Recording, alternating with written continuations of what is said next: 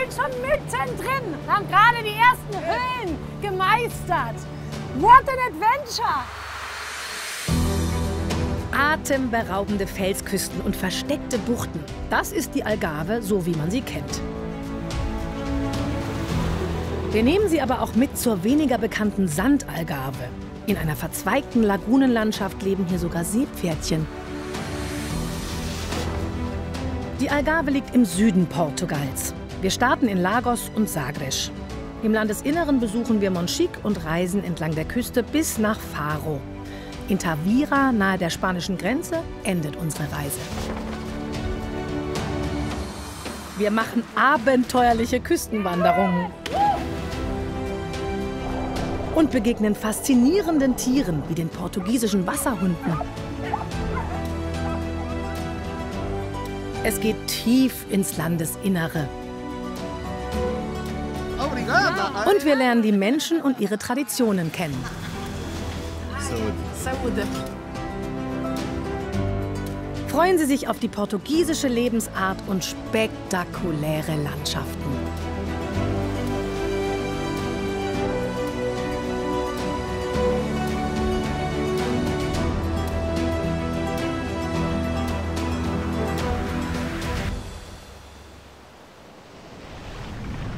Los geht's an der Ponta da Piedade, den berühmten Felsen bei Lagos. Du wartest und ich sag dir, wann du lospaddeln sollst. Warte noch auf die nächste Welle.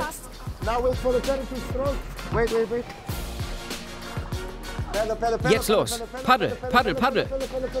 That's it. That's it. Perfect. Yay! Eine Challenge, wirklich. Man muss mit der Flut gehen, beziehungsweise warten, bis die Flut zurückgeht, weil sonst ist überhaupt kein Platz mehr. Man muss durch diese Felsen durch. Oh Gott, das ist echt ein Abenteuer, aber es ist toll. Und es ist ein bisschen ein Wahnsinniger hier. Unser Guide, aber trotzdem weiß er, was er macht. Jorge ist hier in Lagos aufgewachsen und man merkt so richtig, dass er es liebt, Gästen die spektakuläre Natur der Felsalgarve zu zeigen.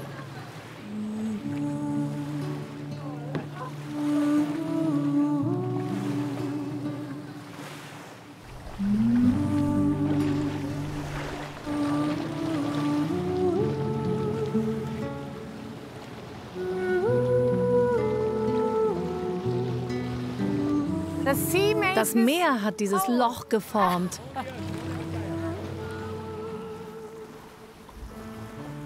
Wow.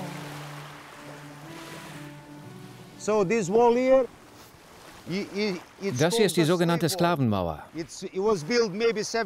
Sie wurde vor ungefähr 750, 800 Jahren gebaut. Damals landeten die Karavellen mit Sklaven hier. Sie stiegen gefesselt da vorne hoch und kamen direkt ins Gefängnis. Zu dieser Zeit gab es hier in Lagos den ersten Sklavenmarkt überhaupt.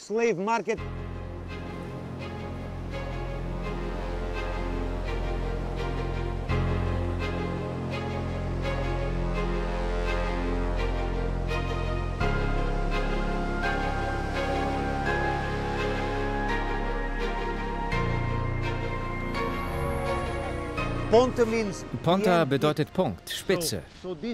Hier ist das Ende der Landzunge gemeint, das diese Seite der Küstenlinie schützt. Es gab einen Sturm, in dem Fischer verunglückt sind. In ihrer Not beteten sie zu Nossa Senhora da Piedade. Die Heilige Mutter hatte Erbarmen und rettete die Fischer. Früher stand an dieser Stelle eine Kapelle, heute ist unser Leuchtturm. Daher der Name Punkt der Barmherzigkeit. There we are. Fantastic. Yes. Lean back. Wow. Wow. Yes. Hey.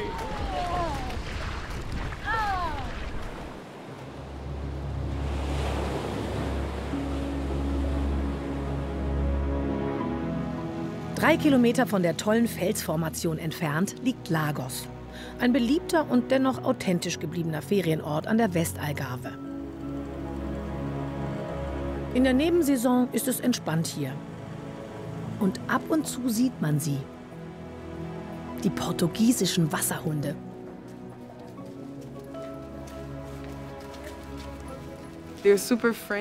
Die Rasse ist super freundlich und loyal. Ich finde, die Männchen neigen dazu, ein wenig verrückter zu sein, aber auf eine gute Art. Es ist gut, dass sie so chillig und entspannt sind, denn sie sind einfach sehr stark und groß.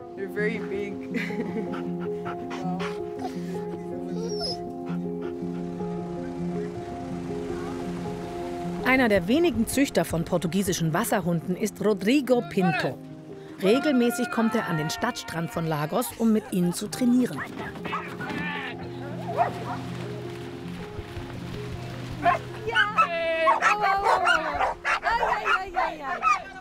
Was ein Spektakel hier. Training von den portugiesischen Wasserhunden. Ich habe mir gerade erklären lassen, also es sind Mutter, Vater, Kinder dabei.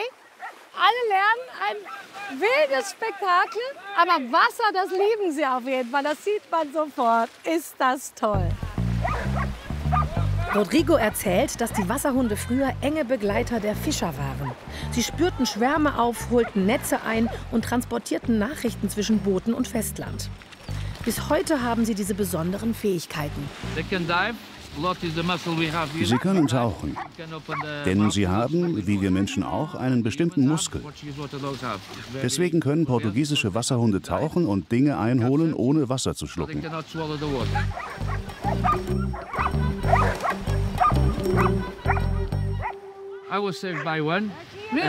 Einer hat mir sogar mal das Leben gerettet. Eines Tages war ich sehr, sehr müde. Ich hatte gerade eine große Veranstaltung organisiert und war emotional und körperlich total ausgelaugt.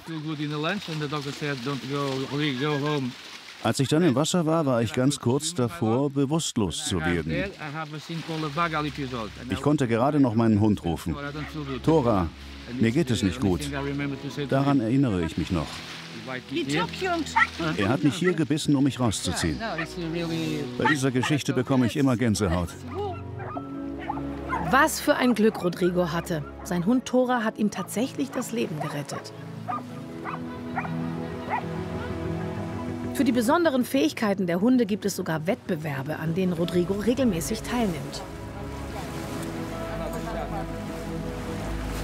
Mit seiner Frau Monika zeigt er uns, wie eine Rettungsübung abläuft. Tora und Yoda sind schon ganz nervös.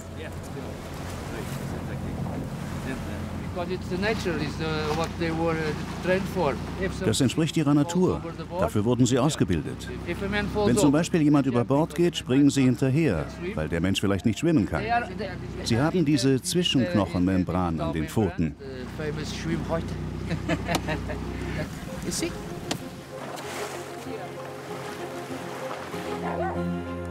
Heute soll Monika ohne jegliche Hilfsmittel, wie zum Beispiel eine Schwimmweste für Yoda, gerettet werden. Das ist das erste Mal, dass diese Übung gefilmt wird. So viel ist klar.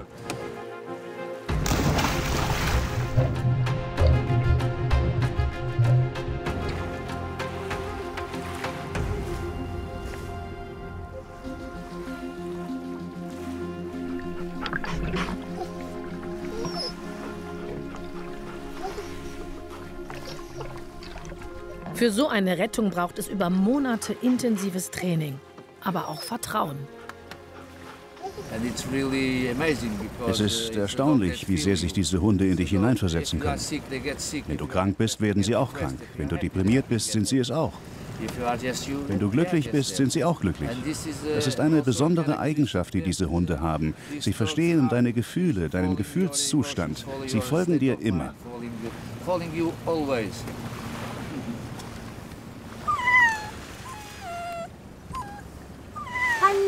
Hallo. Hier sind die kleinen portugiesischen Wasserhunde-Babys, 8 Wochen alt, und die haben noch nie das Meer gesehen. Und jetzt dürfen sie zum ersten Mal raus. Das ist der große Moment.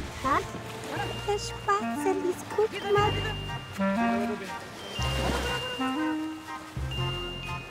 Ja, Schatzelein, da ist das Meer.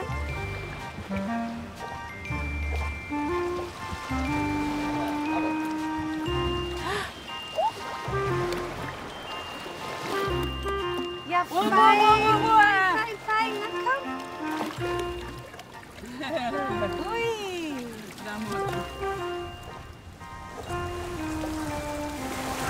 Bravo. Ganz gut hast du das gemacht. Ja, das war was, ha? Erstes großes Abenteuer, du. Sehr gut gemeistert, ja. Vielen Dank für dieses Erlebnis. Es war mir ein Vergnügen. Und alles Gute für die Hunde und dich.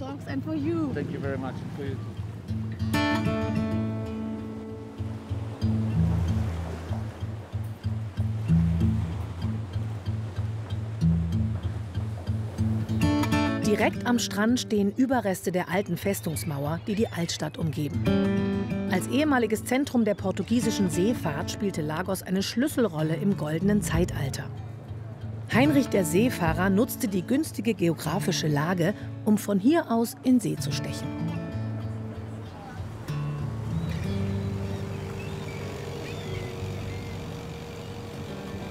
Das hier ist der Nachbau einer sogenannten Karavelle.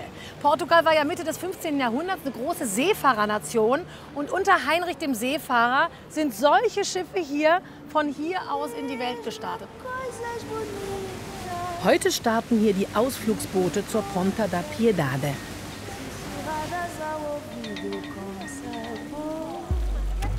Das Wort Algarve bedeutet übrigens der Westen. Es stammt aus der Zeit der maurischen Besatzung, die bis ins 13. Jahrhundert andauerte.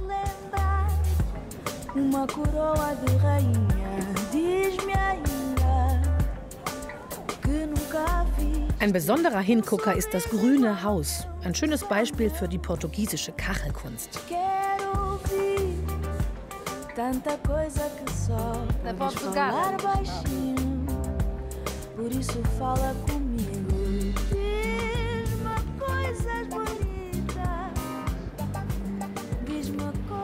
Heute kann man sich das ja noch kaum mehr vorstellen. Aber damals sind die Karavellen von Heinrich dem Seefahrer ja von hier aus nach Afrika unter anderem aufgebrochen und haben da Sklaven geholt und hierher mitgebracht. Und das war dann der erste Sklavenmarkt Portugals. Übrigens hat der Sklavenhandel zwischen Portugal und Afrika der Stadt Lagos in Nigeria ihren Namen gegeben. Benannt nach dem Lagos an der Algarve, dem Heimathafen der Entdecker.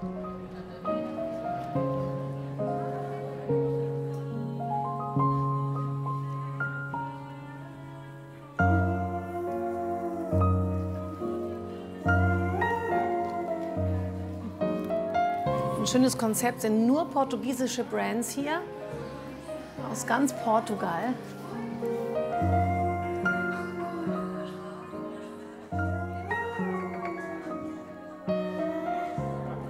Fish Prints, sieht spannend aus. Was es damit auf sich hat, wollen wir uns genauer ansehen. In diesem Atelier in der Altstadt von Lagos wird Fisch zu Kunst. Linda verarbeitet Fischhäute zu Leder und näht Schuhe daraus. Das ist ein Patarocha, eine Katzenhaiart. Ich verwende nur den Teil vom Kopf bis zur ersten Rückenflosse. Das eignet sich am besten für Flipflops. Hier dient der Fisch als Druckvorlage. Daniela nutzt Tinte vom Tintenfisch. Alles wird weiterverwendet. Dieser Kreislauf ist der Künstlerin wichtig. Dieser Fisch ist gestorben. Er ist jetzt ein Lebensmittel. Später werden wir ihn kochen. Es gibt hier einen Übergang. Es gibt einen Moment, in dem die Kunst ihn verwandelt und ihm ein zweites Leben gibt. Daniela hat sich von einer japanischen Drucktechnik inspirieren lassen. Die Stoffe sind aussortierte Bettlaken von Hotels. Am Ende landet der Fisch im Kochtopf.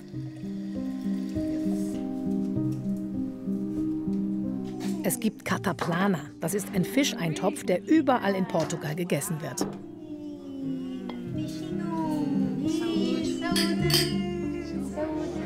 Diese Fischkunst ist schon wirklich originell und erinnert daran, dass das Meer und der Fischfang zur portugiesischen Kultur gehören.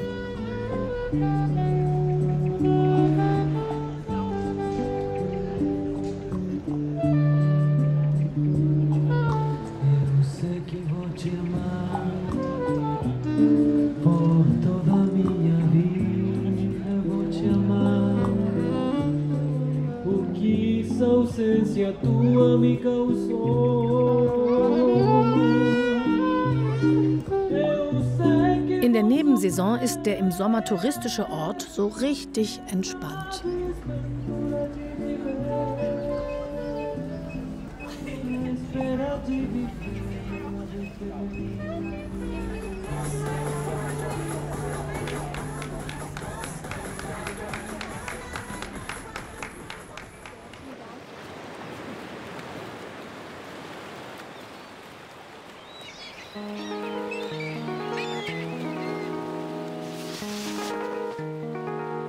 Keine halbe Stunde von Lagos entfernt liegt Sagres, wo wir eine Delfintour machen.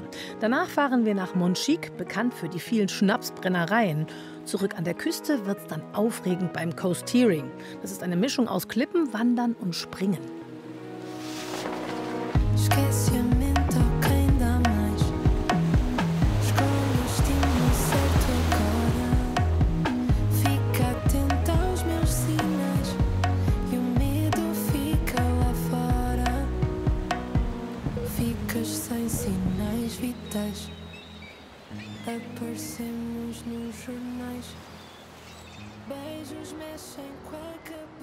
Ja, hier in Sagres hat Heinrich der Seefahrer seine Expeditionen geplant.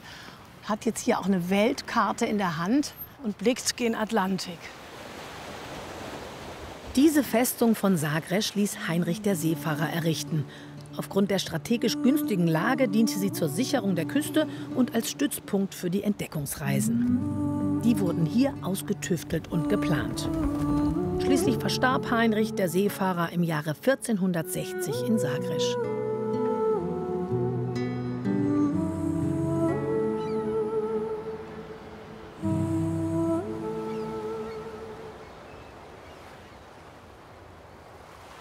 Im Hafen haben wir jetzt eine Delfintour gebucht.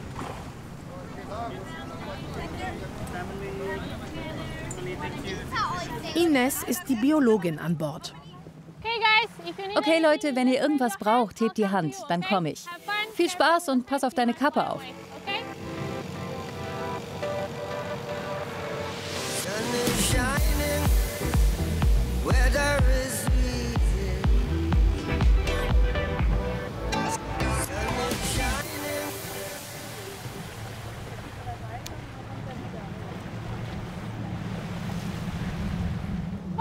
Auf 4 Uhr, da ist ein Wal. A whale. Oh, da! Ja!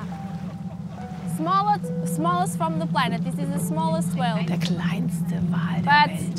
The adults, they are the same size 10 of our Meter ist so boat, wie okay? unser Boot. Wenn der hier noch mal rauskommt oder uns plötzlich hochlüpft, tut er natürlich nicht. Over there in front. Da, genau vor uns. Very close. Ja, Super nah. Es hat gepustet, habt ihr gehört? You also can hear the blow, okay? Ihr könnt auch den Blas hören, auch wenn es gerade keine Fontäne gibt. Okay?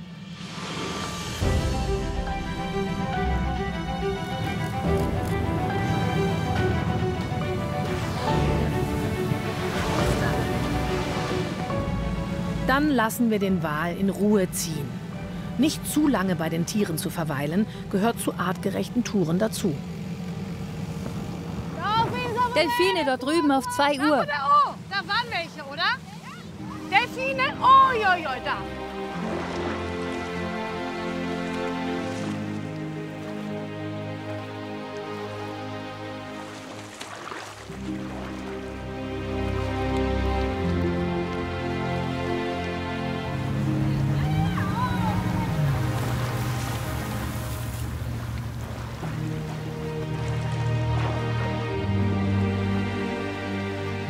Was sind das für Delfine?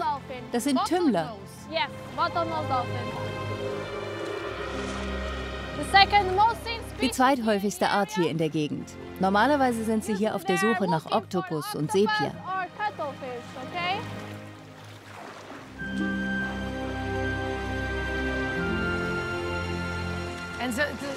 Und das ist eine ganze Gruppe jetzt?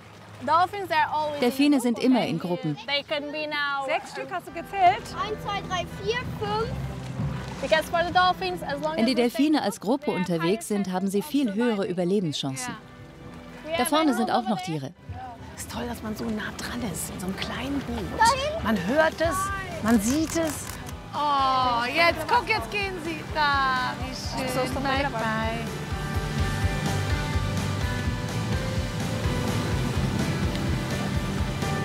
Wie war das für euch?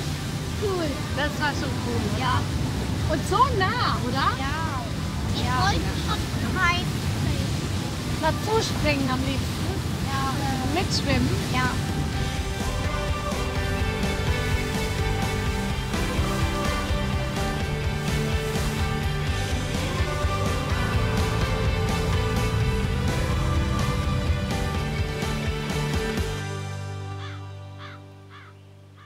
Von der Küste aus fahren wir ins Landesinnere, ins Monchique-Gebirge. Die Fahrt von Sagres dorthin dauert circa 1 Stunde.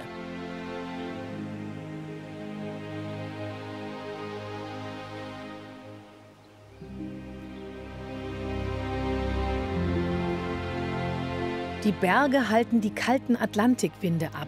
Deswegen herrscht hier ein mildes, fast schon subtropisches Klima.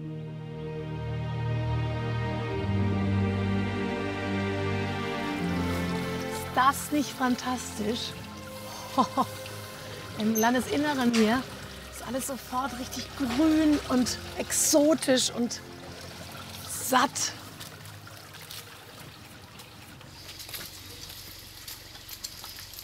Hier lebt und arbeitet ein Künstlerehepaar, das für seine Keramikarbeiten an der ganzen Algarve bekannt ist.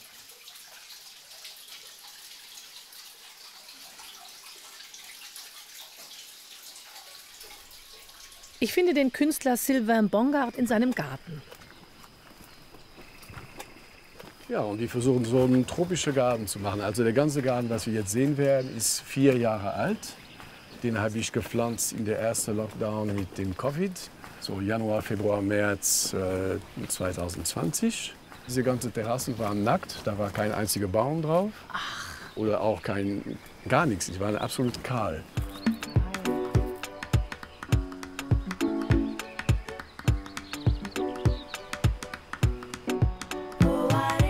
Oh Gott, die Banane hier sieht ja wild aus. Also die Idee ist schon, die Skulpturen sind hier. Man kann sie sich anschauen, man kann hier durchgehen und wenn eine einen anlächelt... Genau, kann man das erwerben. Genau. Ja. Und zwischendrin habt ihr dann aber auch hier wieder so zivilisatorische Das hat meine Frau wieder gemacht mit ihrem da kommt noch Cola raus. Mit ihrem britischen Humor. Diese und es sieht auch nach Cola aus. Das ist richtig, Sylvain hat einen portugiesischen Vater und eine Schweizer Mutter. Er ist viel in der Welt herumgereist, hat in England studiert. Portugal ist aber immer seine Heimat geblieben. Typische Bräuche finden sich auch in seinen Skulpturen. Hier ist der große Krake. Ne? Ja. Und das repräsentiert die Art, wie die Krake früher gefangen worden sind. Hier in Portugal. Die haben so Topf ungefähr in der Größe gehabt. Mhm. Hunderte von denen an der Leine, so wie eine Riesenkette, aufs Meeresboden runtergesetzt. Und die gehen einfach da rein und so werden die gefangen.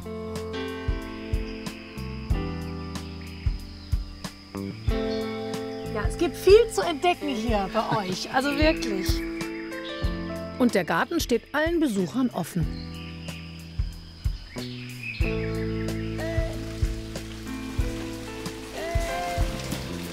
Oh, hier riecht es nach Dschungel.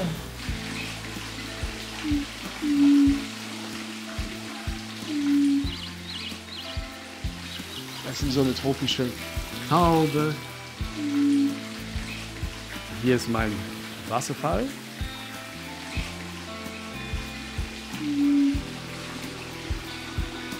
Mal willkommen. Ui! Ja, wer ist denn das? Hallo? Das ist ein Männchen. Ein Männchen? Oh, schwer.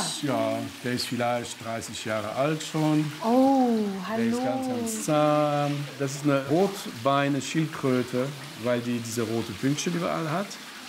Und ursprünglich aus Zentral- und Südamerika. Wie kam die zu euch? Die hat in einem Apartment gelebt bei Leuten und als diese Person das hier besichtigt hat, der hat gesagt, ich glaube, es ist besser, wenn sie hier lebt, als im Apartment. Der kann noch größer werden. Der kann noch größer werden.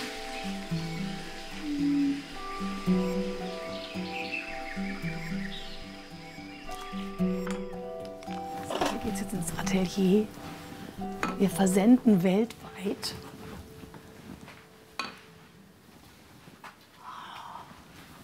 Tara?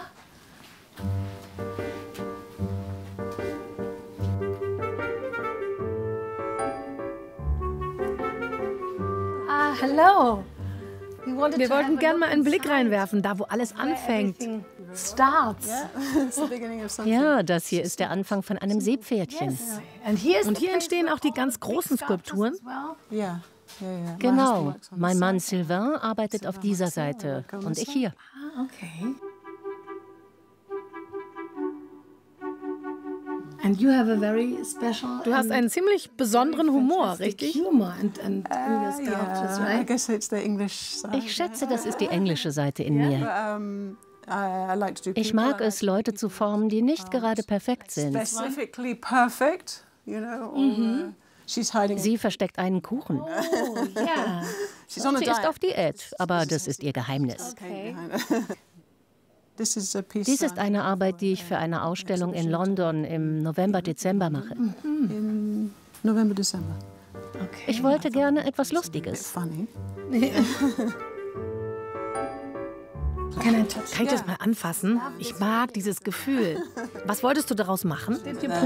Nichts Bestimmtes. Möchtest du was töpfern? Und jetzt, was würdest du damit machen? Das muss jetzt trocknen, dann brennen wir es bei 1300 Grad. Du musst etwas geduldig sein. Yes. Geduld ist nicht so unbedingt meine Stärke, aber ich versuch's. Ich finde es so schön, was mit den Händen zu machen. Danke dir vielmals. Gern geschehen. Schön. Die Skulpturen von Tara und Sylvain stehen auch im Ort Montchique.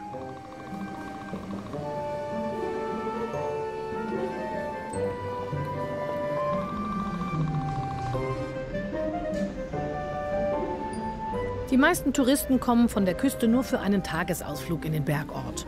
Jetzt in der Nebensaison ist hier sowieso wenig los.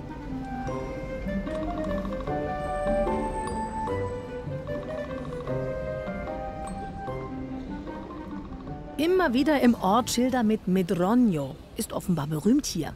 Vielleicht wissen die in diesem Laden, was es damit auf sich hat.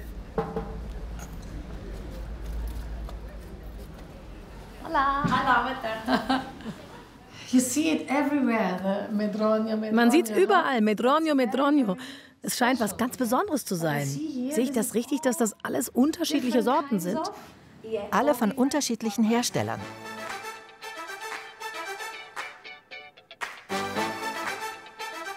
We start with Fernandes. Here, Manuel Pichu. Here, Evangelista. Oh, two. Yeah.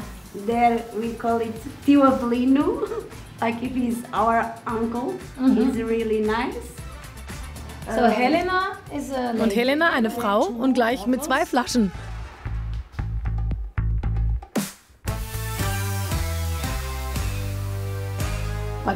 Ganz schön stark, oder? Ja, der 54-prozentige ist stark. Das ist unser Schwester mit 48%.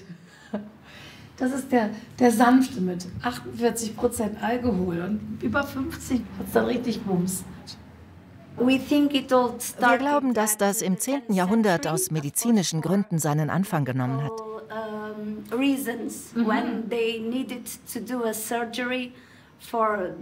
Wenn eine Operation durchgeführt und der Patient betäubt werden musste. Ja, davon gehen wir aus. Aha. Mit dem Medronio leben hier also alle lang. Okay, danke, es war wirklich interessant. Alles Gute. Yes, thank you.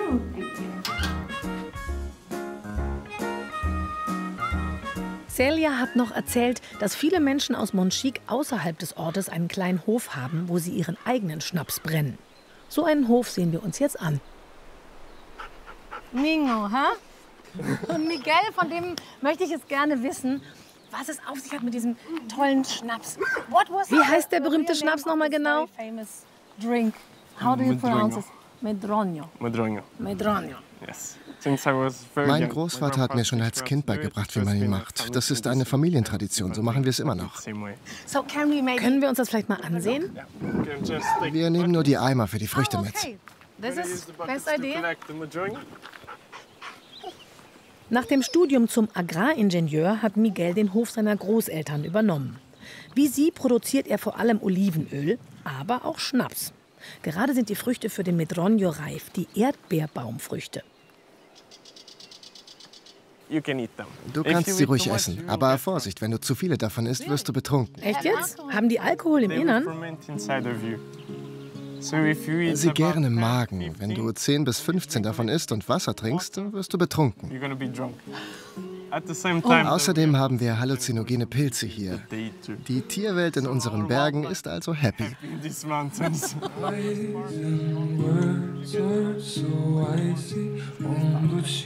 Ganz fein, ganz mild, ganz süß. Lecker. Aber wir müssen jetzt erstmal welche sammeln.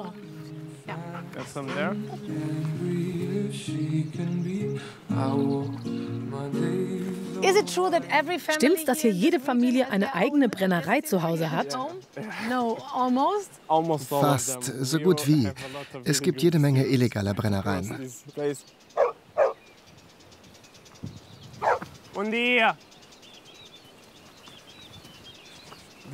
Das ist einer der besten Freunde meines Großvaters. Er war schon immer unser Nachbar.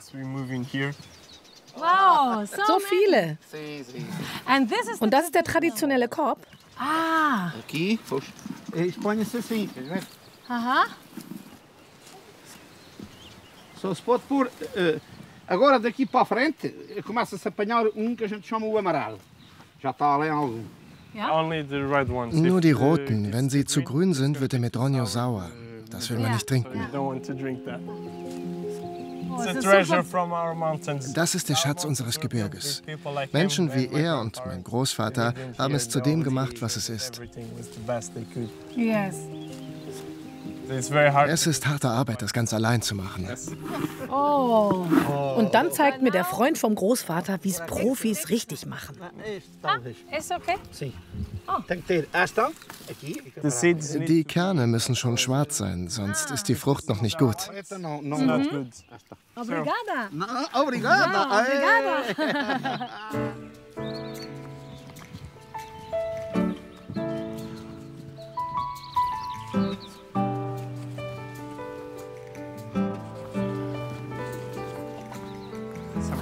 The grapes. Ah, die Weintrauben. Oh, total süß. Herrlich, aber jetzt wird es hier destilliert. Oh, richtig historisch. Dies ist eine der ältesten Destillerien in Monchique. Wir lassen unseren Medronio also etwa einen Monat lang gären. Dann wird er destilliert.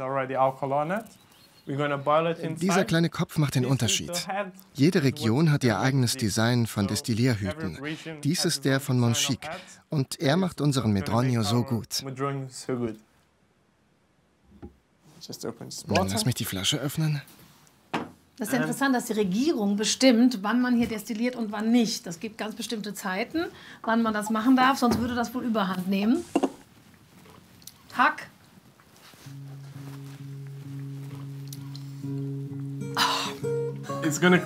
Das fegt alles weg, wenn du eine Erkältung hast. Einfach alles. Gut zum Desinfizieren. Danke für dieses Erlebnis. Also mehr als so ein Schnapsglas am Tag, ich glaube, nein. Aber es ist auf jeden Fall an experience, really. Oh my God. Und da ist das Olivenöl. Das ist unser Olivenölladen. Das ist mein Großvater vor ein paar Jahren. Oh. Großvater, Großmutter, Schwester und ich. Beautiful. Und offensichtlich kommt Miguels Olivenöl ziemlich gut an. Das ist unsere letzte Flasche. Das hier? Die letzte Flasche. So, Miguel ist very busy. Es kommt schon die nächste Gruppe, aber einmal Olivenöl probieren, das kriegen wir jetzt noch hin. Ha?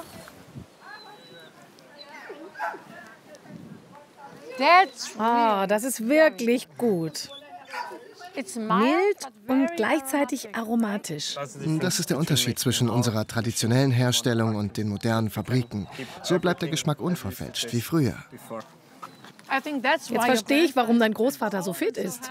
Das ist gar nicht der Medronio. Ich wünsche dir jedenfalls alles Gute. Genieß den Rest von Portugal noch. Obrigada, thank you. Bye.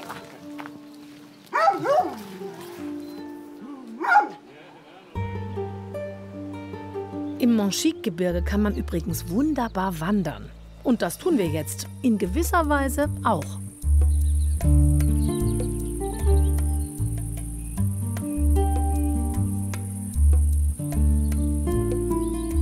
Zurück in der Nähe von Sagres mache ich jetzt was wirklich Abenteuerliches. Coasteering. Das hat was mit Klippenspringen zu tun. Nelson? Hi, yes. Ah, cool. Tamina. Nice to meet you. Callum. Callum? Nice to meet you. Hi. So, already the coasteering. Ready for it? Yes, yes. If you want, you can Wenn do du the willst, kannst du den Cannonball, den 360 oder den Flip machen. If you want. Das kann ja spannend werden. Hast du das schon mal gemacht? Never. Noch nie. No. Die Sprünge bei unserem Coasteering sollen bis zu 11 Meter hoch sein. Kein Wunder, dass Nelson Wert auf die Helme legt. Let's go. Callum kommt aus Südafrika und hat heute die Tour auch gebucht.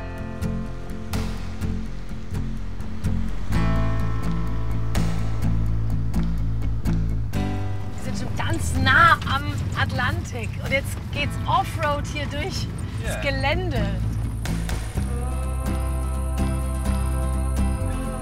Die Küste auf eine andere Art erleben und entdecken. Das ist jetzt hier die Idee.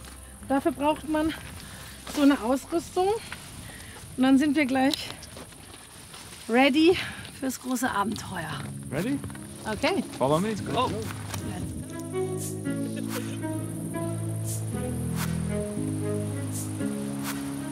So, here's the point we put our helmets on, haben wir gerade gelernt. Also hier setzen wir die Helme auf. With the helmets on, we can Mit use our den hands Helmen to können wir unsere Hände benutzen, weil wir an einigen Stellen richtig klettern werden.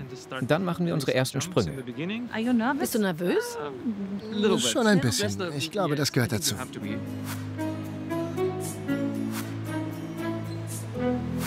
Erst kraxeln und dann fangen wir mal mit Probesprüngen an. 1 Meter.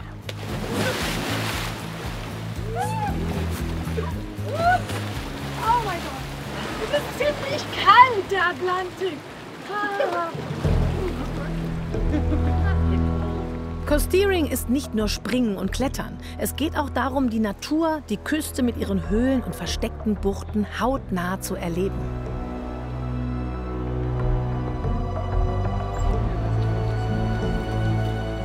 Jetzt die nächste Höhe, 4 Meter. Oh!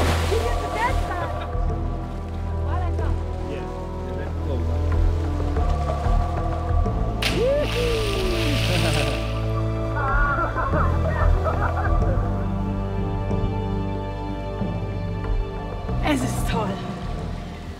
Aber ich zitter überall so ein bisschen vor lauter Aufregung. Inzwischen sind wir bei 6 Metern.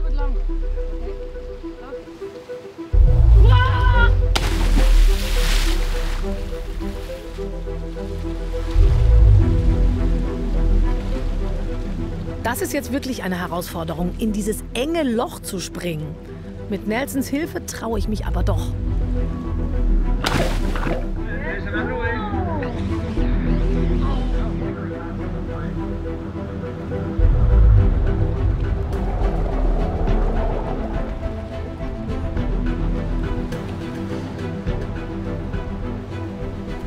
Also Nelson ist hier der beste Guide. Wie war es für dich bis jetzt? Es macht so viel Spaß, aber auch ziemlich aufregend.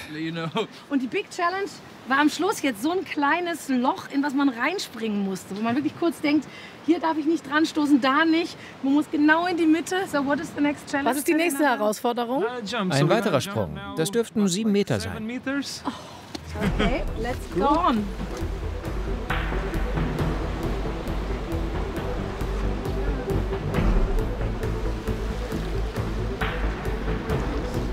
Hi. Oh God. 3, 2, 1, jump!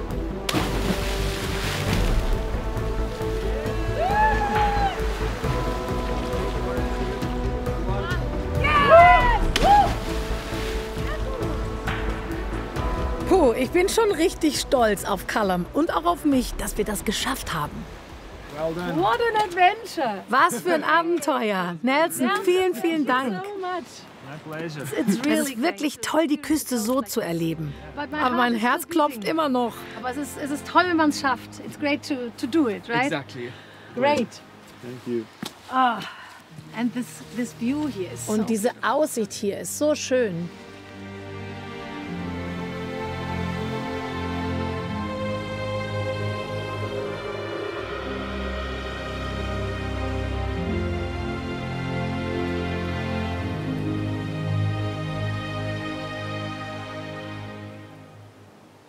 Störche sind an der Algarve oft zu sehen. Hier finden sie Nahrung, Schutz und optimale Brutbedingungen vor.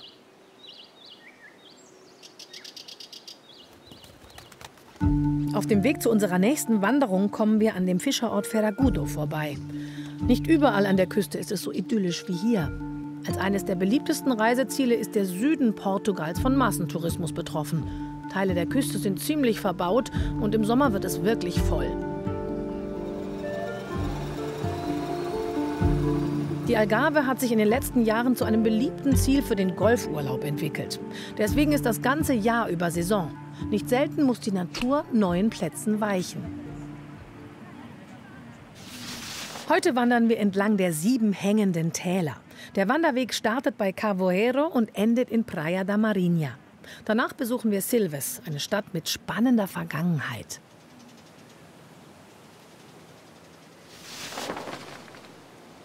Auf guten 11 Kilometern führt der Wanderweg immer an dieser Küste entlang.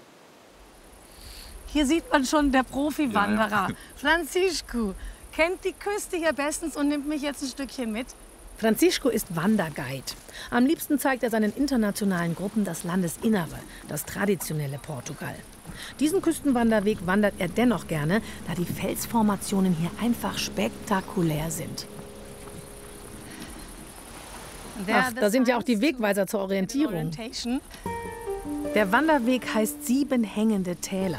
Denn früher flossen hier Bäche ins Meer, die die Kalksteinklippen unterspült haben. Dadurch entstanden überhängende Klippen, die 7 Täler.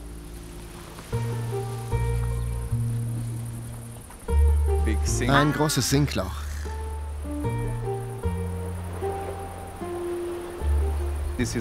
Das ist wie ein Tunnel. Durch Erosion entstand dann dieses Loch. Erst war da ein kleiner Riss, dann hat ein bedeutender Einsturz zu der Öffnung geführt. Das ist die Evolution dieser Karstlandschaft. Und wenn es große Wellen gibt, dann spritzt alles hoch, wie ein Wasservulkan.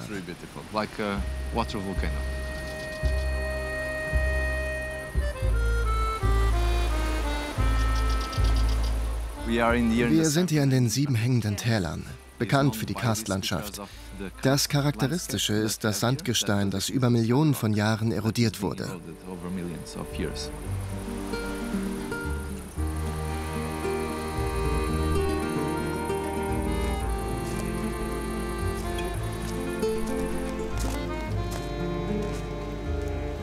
Wow, another wow. Another wow. Hier kommt man um die nächste Ecke und schon wieder. Wow. Es gibt einige Geschichten, die auf die Araber zurückgehen.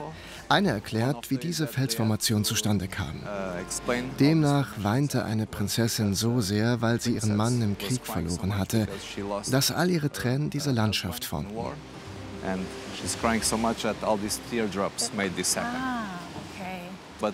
In Wirklichkeit war es der Regen, aber eine schöne Art, es zu erklären. Der Wanderweg ist beliebt. Gerade an bedeckten Tagen sind hier viele Menschen unterwegs. Deswegen lohnt es sich, morgens früh aufzubrechen. Heute, sagt Francisco, ist es wohl vergleichsweise leer. Wir würden gerne Feigensterne kaufen. Sind die Feigen von hier? Ja, genau, sie sind von hier. Feigen sind schon seit langem eines unserer wichtigsten Produkte der Region. Das hier ist sogar handgemacht. Sie klappen die Feigen in 2 Teile auf.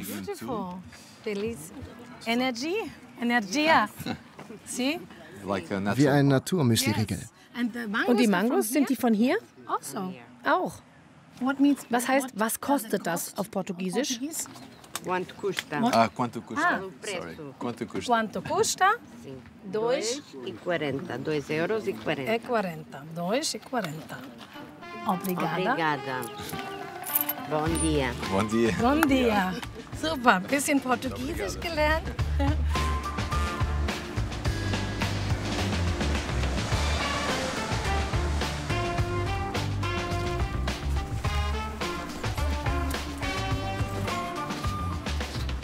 Ah, Strand.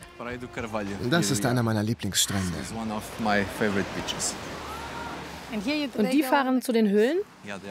Genau, sie machen eine Entdeckungstour.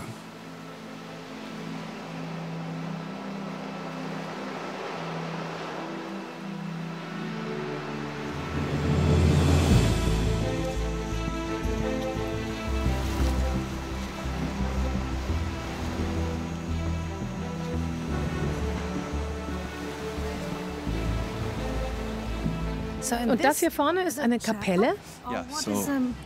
Ja, heutzutage hat sie vor allem eine große Bedeutung für die Fischer. Die kommen hierher, um für das Überleben auf dem Meer zu bitten, aber auch für einen guten Fang. Das ist Our Lady of the Rock.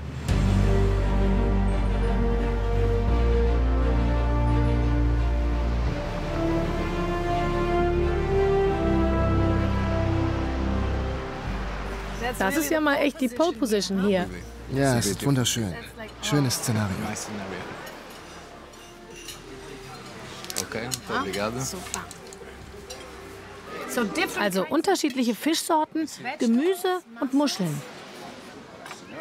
Obrigada. Das Rezept stammt von den Fischern. Alle fangfrischen Fische des Tages haben sie zu Hause verarbeitet. Das Gericht heißt Cataplana, genau wie dieser besondere Topf. Ah, okay. All die guten Aromen bleiben darin erhalten. Bon Appetit. Okay, bon Appetit. Enjoy.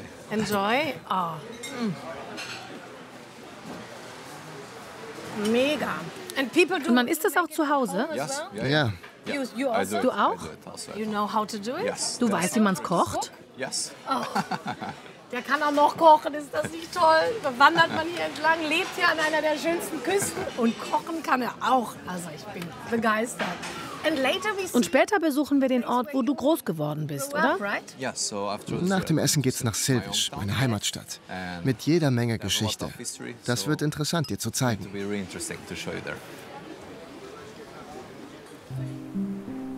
Silvisch liegt 20 Minuten von der Küste entfernt im Landesinneren. Es ist bekannt für seine ausgedehnten Orangenplantagen.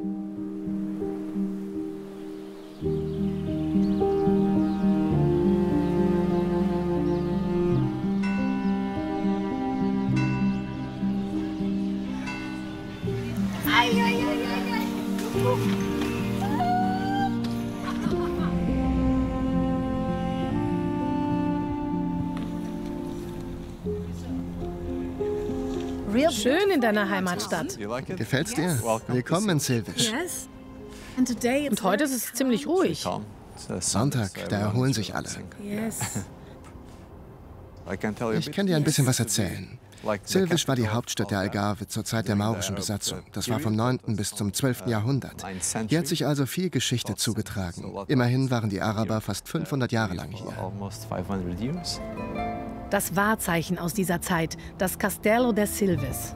Es gilt als eine der am besten erhaltenen maurischen Festungen in Portugal. Die Burg mit ihren roten Sandsteinmauern und 11 Türmen zeugt vom islamischen Baustil dieser Epoche.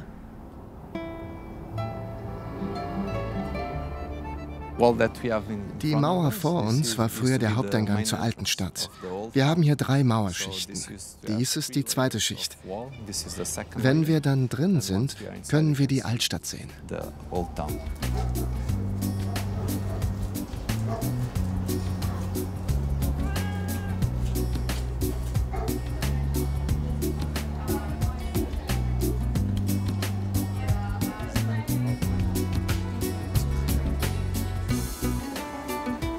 In der Markthalle von Silves bieten Landwirte aus der Umgebung Produkte an, die sie selbst anbauen und herstellen.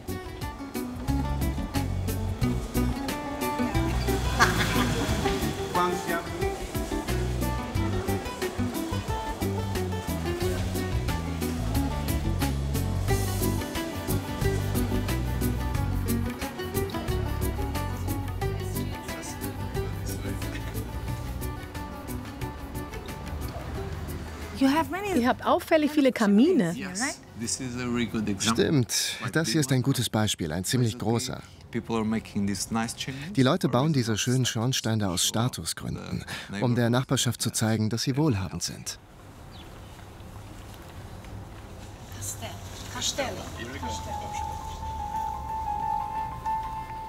Francisco erzählt, dass 1755 ein großes Erd- und Seebeben fast das ganze Land verändert hat. In Silves zerstörte es unter anderem die Kathedrale. 1781 wurde sie wieder aufgebaut. Das Geld dafür reichte aber nur für einen Kirchturm. Diesem Phänomen begegnet man oft an der Algarve.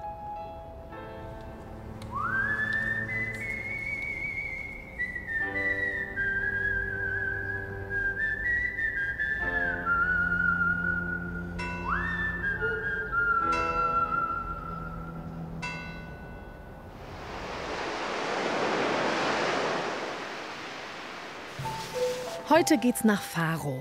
Die Hauptstadt der Algarve liegt direkt am Naturpark Ria Formosa, wo die größte Seepferdchenkolonie Europas lebt. Danach sehen wir uns den Ort Olhão an.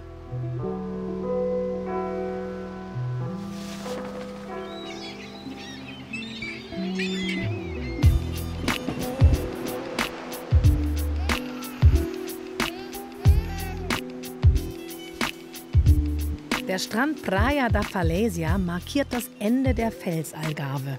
Er gehört zu den schönsten Stränden Europas und wurde als solcher ausgezeichnet.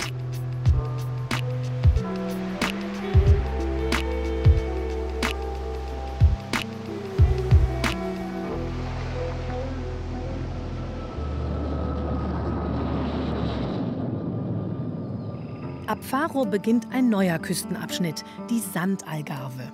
Ihr Herzstück ist die Ria Formosa. Das Labyrinth aus Kanälen, Sandbänken und Salzmarschen reicht über 60 Kilometer bis an die spanische Grenze.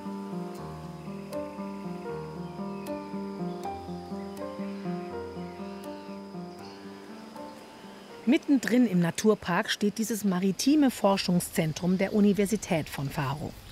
Jorge Palma ist Meeresbiologe und forscht hier zu ganz besonderen Bewohnern der Ria Formosa, den Seepferdchen.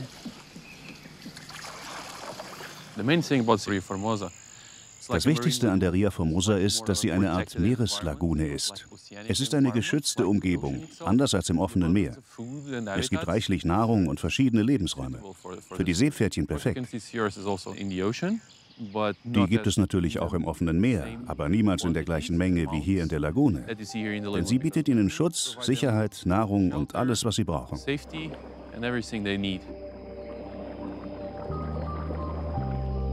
Noch bis Anfang der 2000er Jahre lebte hier die weltweit größte Seepferdchenpopulation. Seither ist der Bestand um fast 90% zurückgegangen. Grund dafür sind Klimawandel, Tourismus und illegale Fischerei. Sie machen den empfindlichen Tieren zu schaffen. Rui ist einheimischer Fischer. Er weiß, wie vorsichtig man sein muss. Die Seepferdchen leben im Seegras. Wenn das Netz nur knapp über dem Grund liegt, bleiben sie hängen.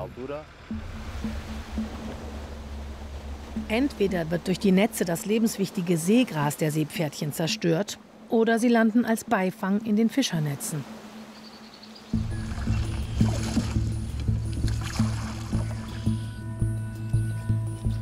Jorge erforscht, wie die Population in der Ria geschützt werden kann. Im Labor werden die Seepferdchen gezüchtet, um sie später in der Lagune auszusetzen.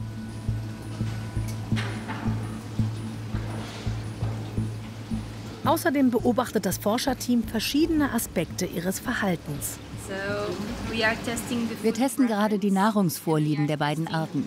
Wir testen das mit 2 Arten von Nahrung in 4 verschiedenen Lebensräumen. Im Moment sehen Sie 2 Arten von Lebensräumen mit geringer Dichte, sowohl Seegräser als auch Sedimente und Algen. Und was Sie jetzt fressen, sind Garnelen.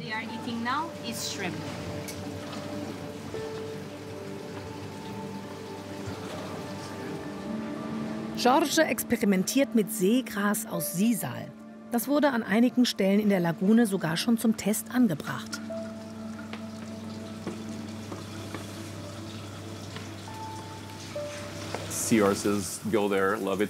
Die Seepferdchen lieben es, obwohl es künstlich ist.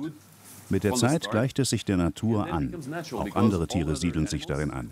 Aus einem künstlichen Lebensraum wird ein natürlicher.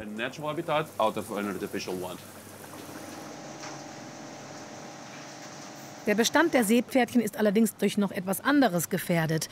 Auf dem chinesischen Markt wird Seepferdchengranulat als Potenzmittel und für andere Heilzwecke verwendet. Die Nachfrage ist groß. Sollten die Tiere, was ich natürlich nicht hoffe, bald ganz von hier verschwinden, wäre das ein Riesendesaster für den Artenschutz. Aber wir stellen gerade fest, dass der Bestand sich erholt. Das gibt Hoffnung für die Zukunft.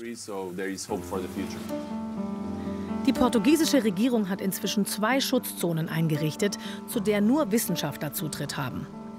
Aber dass hier in naher Zukunft wieder die größte Kolonie Europas lebt, ist eher unwahrscheinlich.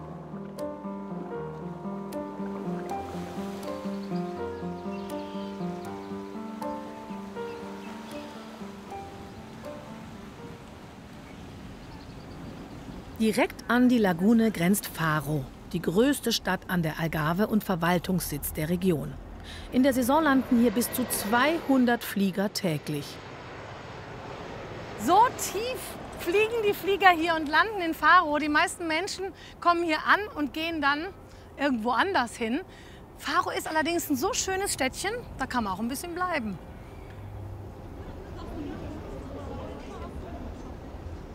Faro ist Universitätsstadt.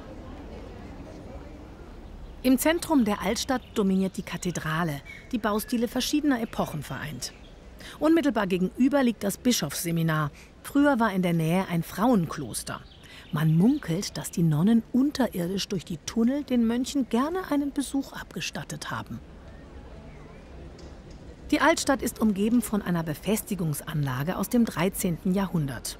Über 3 Stadttore hat man Zugang. Arco da Vila.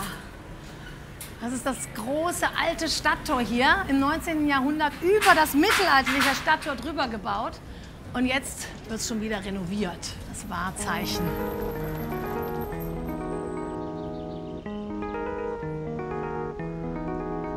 Pastéis de Nata gibt es nicht nur in Lissabon. Das sind diese schönen Puddingtörtchen, noch ein bisschen warm, mit Zimt drauf. Muss einfach.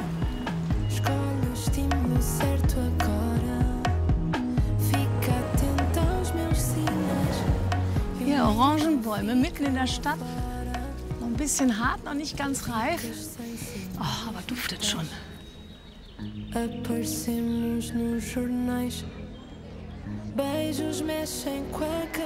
Weiter geht's, diesmal mit dem Zug. Die Linha do Algarve, die Linie der Algarve, verkehrt mehrmals täglich und verbindet die wichtigsten Ortschaften miteinander.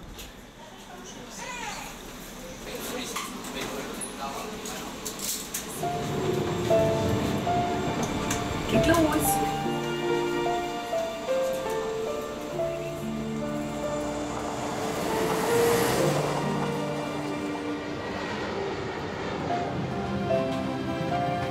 Hier fährt man direkt am Wasser lang.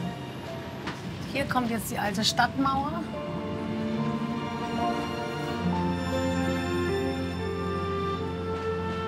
Zugfahren ist echt eine Alternative hier zum Mietwagen zum Beispiel. Zug ist pünktlich, ist nicht sehr teuer, ist umweltfreundlich, man sieht was, alles gut.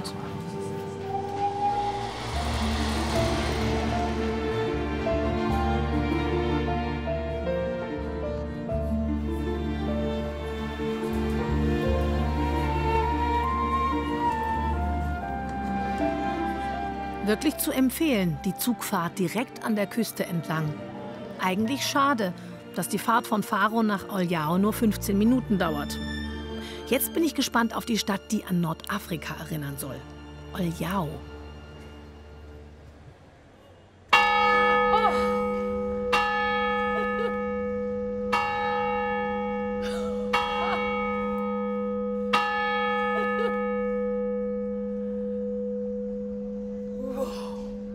Hast du dich erschrocken? Ich habe mich total erschrocken. Buff.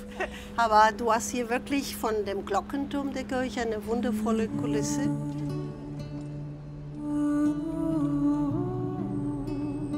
Also die ganze Altstadt, das ist der ehemalige Fischerviertel dann, ne?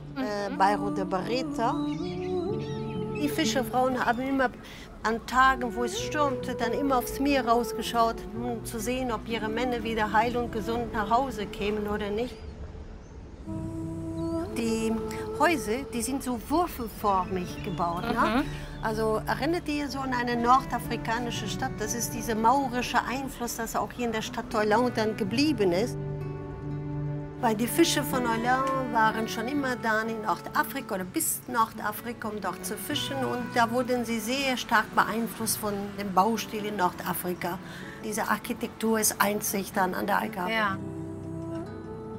Wenn man mit Lina unterwegs ist, dann kriegt man alle diese tollen, spannenden Geschichten erklärt, weil sie sich so super auskennt.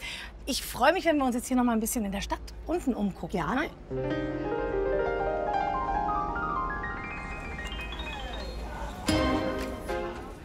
Lina ist in Oljao geboren. Sie kann deswegen so gut Deutsch, weil sie ihre Kindheit und Jugend mit ihren Eltern in Oberhausen verbracht hat. Aus Liebe zu ihrer Heimat ist sie wieder zurückgekommen. Heute zeigt sie Touristengruppen in ganz Portugal ihre Lieblingsorte.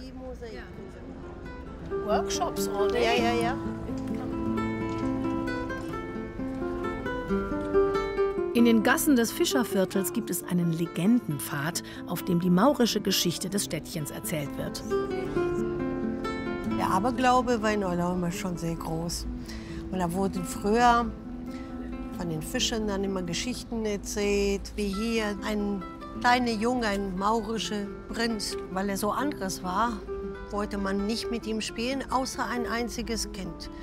Und dieses Kind näherte sich dann ihm und sagte, die anderen wollen nicht mit dir spielen, weil du so anderes bist, aber ich spiele mit dir. Er hatte damit einen Freund dann gefunden, jemanden, mit dem er spielen könnte, auch wenn er in seinem Zauber war.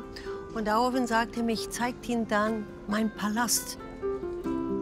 Der Prinz versprach seinem neuen Freund, ihm was von seinem Reichtum abzugeben.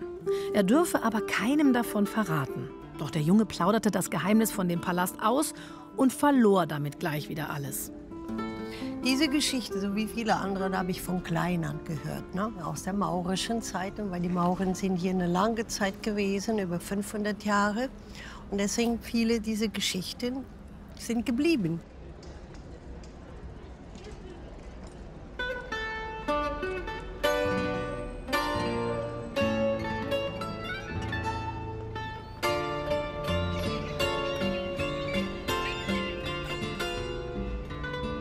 Die Fischerei hat Oljao schon immer einen gewissen Reichtum beschert. In den Konservenfabriken wurde der Fisch verarbeitet. Davon erzählen diese Wandmalereien.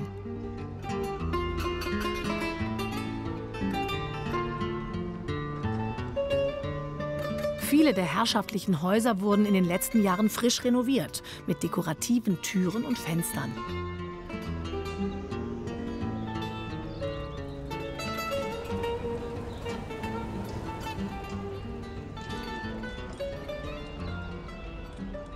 So, das ist der Gründer der Ria Formosa.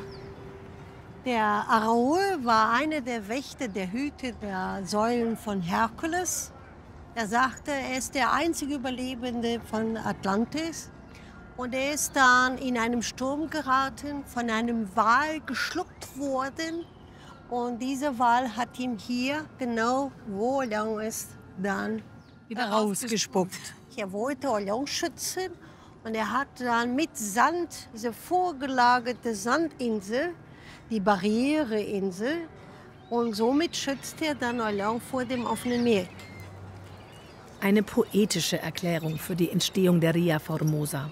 In Wirklichkeit ist die Lagunenlandschaft mit den vorgelagerten Inseln erst durch das große Erdbeben von 1755 entstanden. Diese Naturkatastrophe hat die Küstenlinie damals drastisch verändert.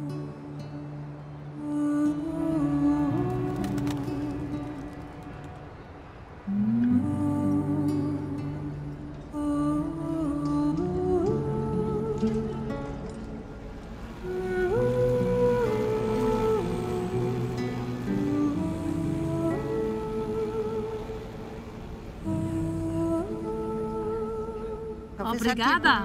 Ja, total. Und es ist so schön, weil du direkt von hier kommst und so verbunden bist mit diesem Ort. Mit einem schönen Sonnenuntergang. Ja, mehr geht nicht. Und einem kühlen Getränk. Prost. Prost.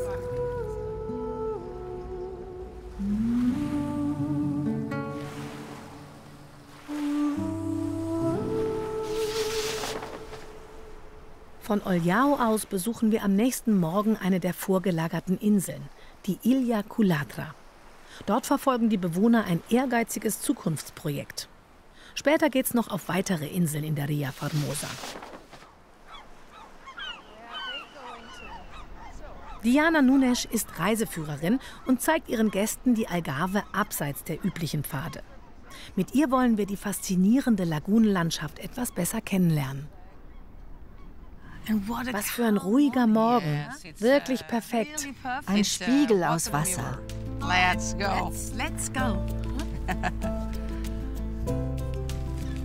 Normalerweise verkehrt eine Fähre zu den Inseln, aber man kann sich auch ein Wassertaxi mieten. Super. Ja. Und du bist Rettungsschwimmerin, richtig? Ja, das stimmt. Es ist immer besser vorzubeugen. There we go. Ready? There we go. Ein Lifeguard, die könnte uns jetzt hier alle retten, kein Problem.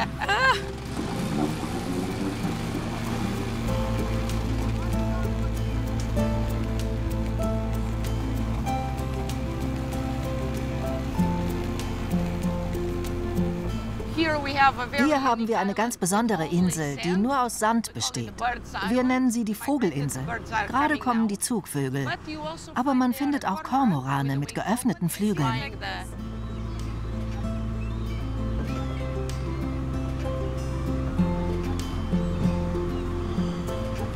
Weil das ein geschütztes Gebiet ist, gibt es hier noch ein gutes Gleichgewicht von allem?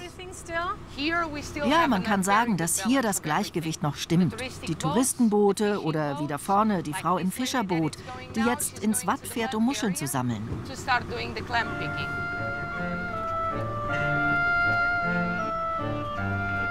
Wenn die Ebbe die Muschelbänke freilegt, kommen die Muschelsammler. Viele besitzen hier ihre eigene Parzelle. Die Qualität der Muscheln aus der Ria Formosa ist wegen der perfekten Bedingungen sehr gut.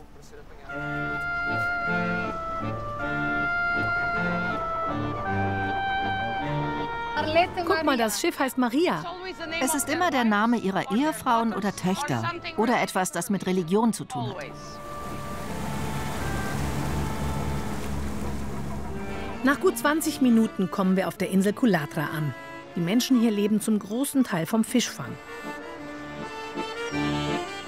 Allerdings ist die Insel mit ihren endlosen Stränden im Sommer so beliebt, dass viele Touristen kommen. Das bringt für die knapp 1000 Einwohner zunehmend Herausforderungen mit sich. Willkommen auf Culatra. Hier haben wir ein gutes Beispiel dafür, wie man das Gleichgewicht zwischen Einheimischen und Tourismus herstellen will. Das Programm, das die Insel zu 100% nachhaltig machen soll, heißt Culatra 2030. Bis dahin werden sie hier in einer Kreislaufwirtschaft arbeiten. Alles soll dann komplett nachhaltig sein. Schon jetzt werden 35% des Stromes selbst produziert. Nach und nach bekommen alle Häuser Solarpaneele, um bis 2030 energieautark zu sein.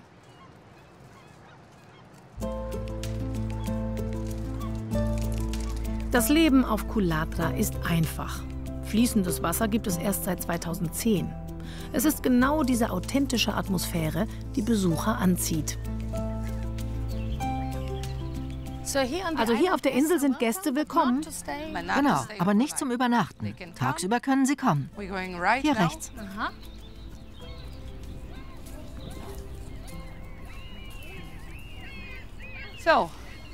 Herzlich willkommen auf der Flaniermeile der Insel. Das ist unsere Fifth Avenue. Allerdings gibt es auch nur eine Hauptstraße. Hier haben wir Tomaten, Spinat. Hunde sind überall erlaubt. Auch im Supermarkt? Ja, klar. Die Bäckerei scheint zu. Oh, wie schade. Hast du heute geschlossen? Wir müssen für eine Veranstaltung 300 Brote backen.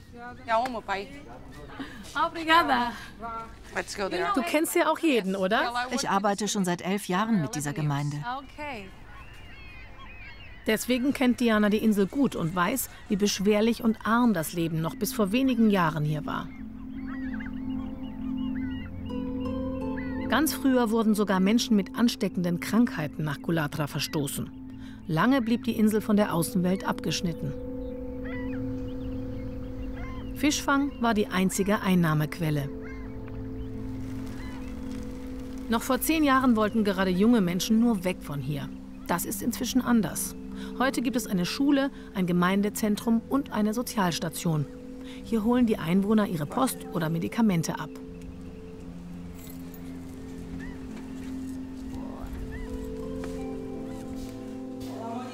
All diese Errungenschaften sind Silvia Padinha zu verdanken. Sie ist die Präsidentin des Vereins der Inselbewohner. Als eines von 5 Kindern wuchs sie auf der Insel in armen Verhältnissen auf. Genau das treibt sie in ihrer Arbeit an, sich unermüdlich für die Belange ihrer Gemeinde einzusetzen.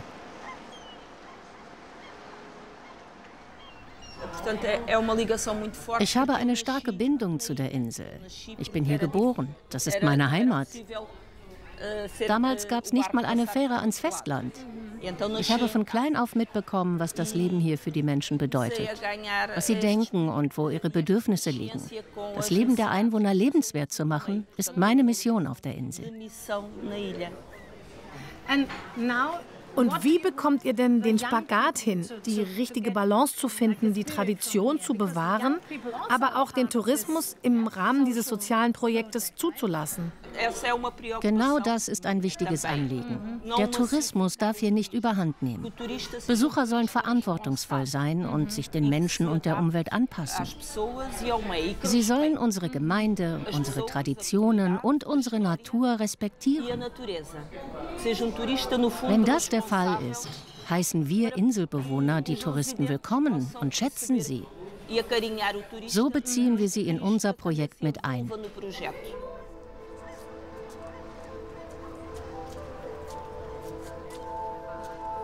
Silvia will mir noch die Austernbänke zeigen. Weil die Austern hier so eine exzellente Qualität haben, wollten französische Investoren das gesamte Gebiet aufkaufen. Das hat Silvia in jahrelangen Kämpfen verhindern können. Inzwischen arbeiten junge Menschen von Coulatra in der Austernzucht. Mit den Schalentieren lässt sich gutes Geld verdienen. Ein Anreiz für die nachfolgende Generation, auf der Insel zu bleiben. Ah, du nimmst eine kleinere. Ich muss wohl probieren. Und du? Lass mal sehen. Die frischeste Auster. Frischer geht's nicht. Go for it. Okay. Sabomar. Cheers. Mar. See. See in your mouth. Das Meer in deinem Mund. It's what you feel. Mar. Ja. Wirklich beeindruckend, was Silvia für die Insel Coulatra erreicht hat.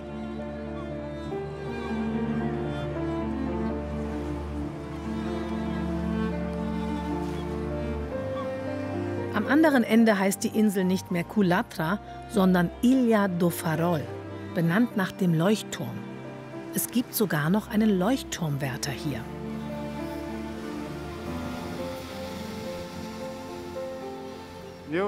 Ich mag alles, was mit dem Meer zu tun hat. Seit ich klein war, lebe ich immer am Meer, da mein Vater auch Leuchtturmwärter war. Daher wusste ich nie, wie ich anders leben sollte, weshalb ich durch die Situation meines Vaters als Leuchtturmwärter auch zu diesem Beruf gekommen bin.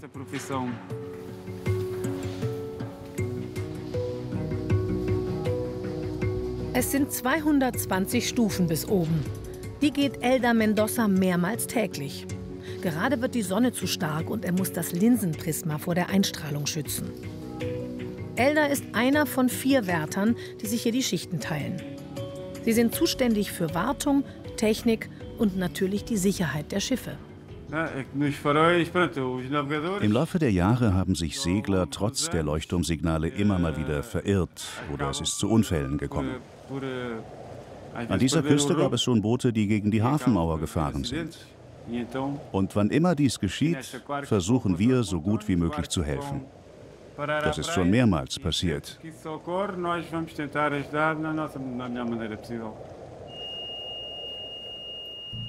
Auch wenn solche Zwischenfälle sehr selten sind, muss Elda trotzdem immer in Alarmbereitschaft sein. Eine technische Störung könnte eintreten. Das war der Alarm, ein Ausfall des äußersten Stromnetzes. Wenn es ausfällt, beginnt der Generator zu arbeiten. Wir können das hier sehen und wissen dann, wo das Problem liegt. Das ist der häufigste Alarm, wenn die Lampe des Leuchtturms beschädigt ist. Aber da es 2 Birnen gibt, wird auf die zweite umgestellt.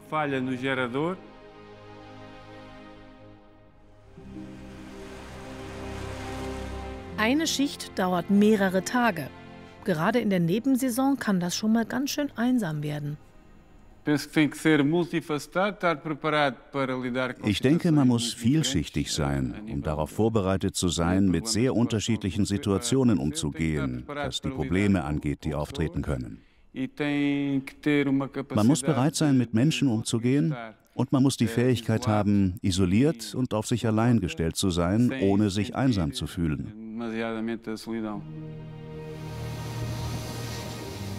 Auch wenn heutzutage alles automatisiert ist, Elda ist sich sicher, dass Segler die Leuchtturmsignale schätzen. Auf die Frage, ob sie die Leuchttürme noch brauchen, antworten sie, dass das GPS anzeigt, wo sie sich befinden. Aber sie wollen sich nicht darauf verlassen, nur auf ein virtuelles Bild, das auf dem Bildschirm zu sehen ist.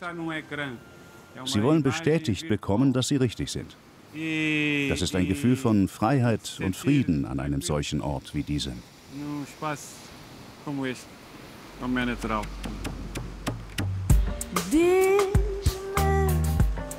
Que a minha carapinha te faz lembrar uma coroa de rainha. Diz-me ainda que nunca viste sorriso igual a meu. Jetzt erkunden wir die Sandalgarve und ihre Inselwelt mit dem Rad. Wir starten in dem Fischerort Fuseta und besuchen eine Insel, auf der früher Thunfischfang betrieben wurde. Unsere Tour endet in Tavira. Wetter passt, los geht's.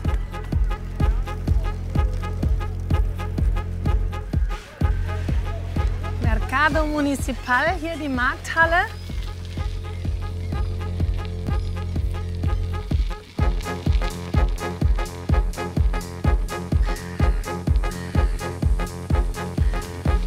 Ja, die Ecovia, das ist ein Radweg, der sich ja wirklich entlang der ganzen Algarve zieht. Man kann auch nur Teilabschnitte machen, man kann diese Räder wunderbar mieten.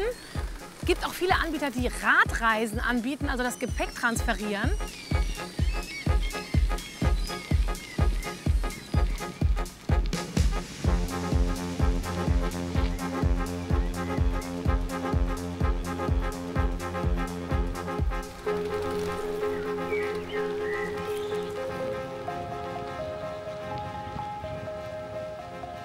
Hier, Ecovia, das ist der Radweg, der immer wieder ausgeschildert ist.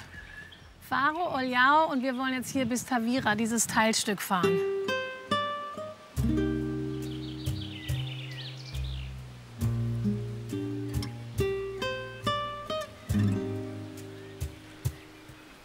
Das ist wirklich eine ganz besondere Landschaft hier. Mit den Salinen, den Vögeln. Die Algarve noch mal von einer ganz anderen Seite.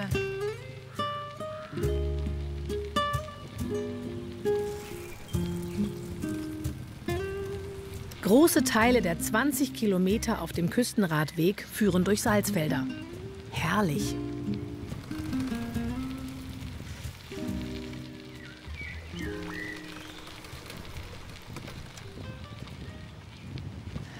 Ja, hier geht es jetzt wieder zu einer vorgelagerten Insel, der Ilha de Tavira. Da kommt man aber nicht mit dem Boot hin und auch nicht mit dieser Brücke, sondern mit einer historischen Schmalspurbahn. Die fährt uns gemütlich durch die Marschlandschaft der Ria Formosa, die bei Ebbe fast trocken liegt. Gute 5 Minuten dauert die Fahrt. Sie führt zu einem Strand, der eine besondere Geschichte hat.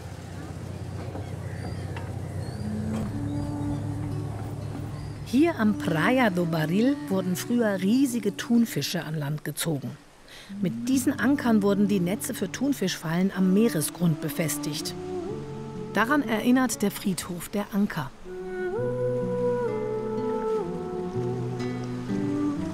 Heute ist in der kleinen Siedlung, in der früher die Arbeiter mit ihren Familien lebten, ein Restaurant und ein Museum untergebracht.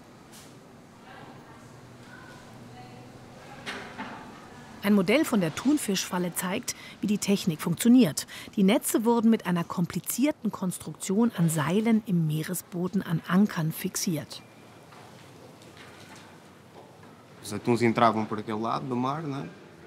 Die Thunfische sind von dieser Seite des Meeres in das Netzlabyrinth hineingeschwommen. Wenn sie einmal in der Falle waren, konnten sie nicht mehr entkommen. Der Thunfischfang war ein extrem gefährlicher Kraftakt. Es waren mehrere Fischer in der Nähe. Es wurden Haken verwendet. Damit banden sie den Thunfisch fest und mehrere Männer mussten ihn rausziehen. Die Thunfische kämpften und kämpften, also brauchte man viele Männer. Wie man auf diesem Foto sieht, war es der letzte Teil, als der Haken bereits im Thunfisch steckte. Dann wurde er ins Boot gezogen.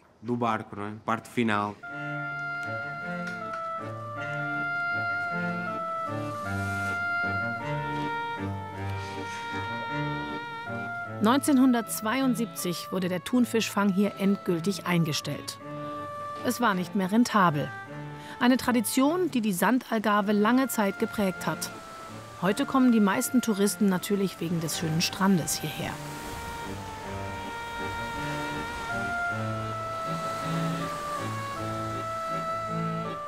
Direkt gegenüber vom Praia do Barril liegt auf dem Festland das Örtchen Santa Lucia. Nachdem der Thunfischfang ein abruptes Ende gefunden hatte, mussten sich die Fischer neue Einnahmequellen suchen. Sie spezialisierten sich auf Oktopus. Mit Erfolg. Santa Lucia gilt heute als Hauptstadt des Oktopusses.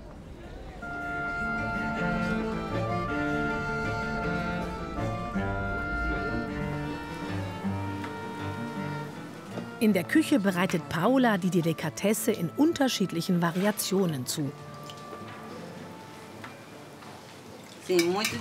Das ist ein typisches Gericht. Oktopus nach Lagareiro-Art.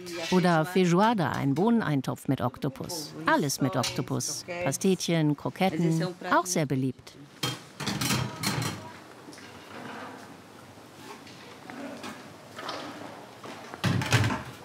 Wir haben kleine, mittlere und große Oktopusse. Heute haben wir nicht mehr viele große Oktopusse im Topf. Dieser größere hier ist geeignet zum Grillen. Dieser hier ist etwas größer und wir machen es nach galizischer Art, nämlich filetierten Oktopus. Er muss weich sein, aber nicht zu weich.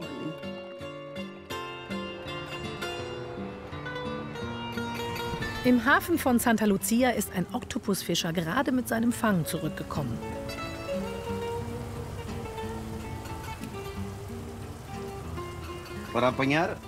Um den Oktopus zu fangen, verwenden wir diese Körbe hier. Wir legen einen Fisch hinein. Als Köder. So wird der Oktopus hier hineingelockt. Und wie ist es letzte Nacht gelaufen? Es lief mehr oder weniger. Die Nacht war gut, aber das Angeln nicht so sehr. Wenn das Wetter schlecht ist und der Oktopus das spürt, steigen die entweder in die Eimer oder vergraben sich. Dann bohren sie Löcher in den Boden und verstecken sich.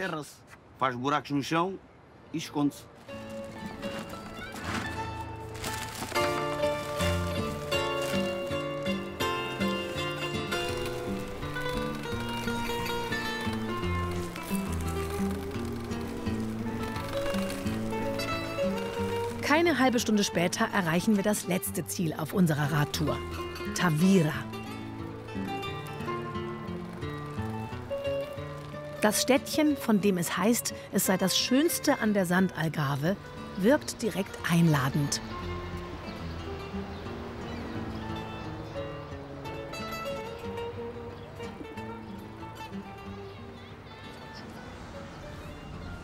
Auch hier empfiehlt sich ein Besuch in der Nebensaison, denn im Sommer ist es ganz schön voll hier. Auch in Tavira begegnen uns die Mauren wieder. In Teilen ist noch die Burg aus dem 11. Jahrhundert erhalten.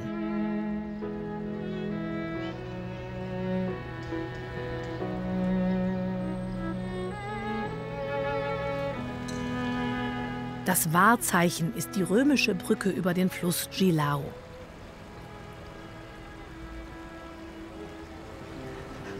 Francisco, hey, du siehst ja toll aus. You look beautiful. Thank you. Wow. Hello, Tamina. Warum seid ihr denn so edel angezogen? Noble. Thank you so much. Die Idee, diese Umhänge zu tragen, ist, dass sich so das Publikum ausschließlich auf die Poesie und den Klang der portugiesischen Gitarre konzentrieren kann. Auch wenn Fado eher nicht so fröhlich ist. Aber es geht doch um Saudade. Wir denken an die Liebe, manchmal an unsere Mütter oder unsere Familien, an das Meer und die Natur. Deshalb ist der Fado etwas traurig. Ein bisschen traurig ist es auch, dass wir jetzt auf Wiedersehen von unserer tollen Reise sagen. Schön, dass wir uns noch mal getroffen haben.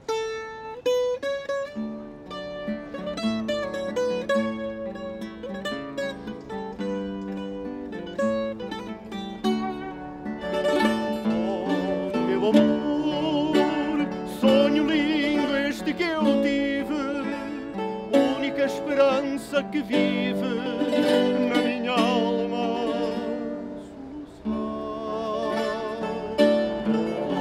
Meu amor, sonho lindo este que eu tive, única esperança que vive na minha alma.